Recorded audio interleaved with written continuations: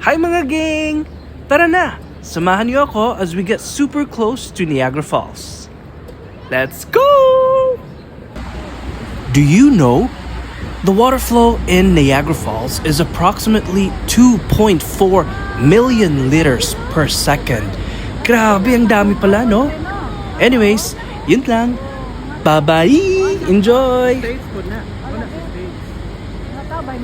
O mga birds na mga puti. Mga birds na.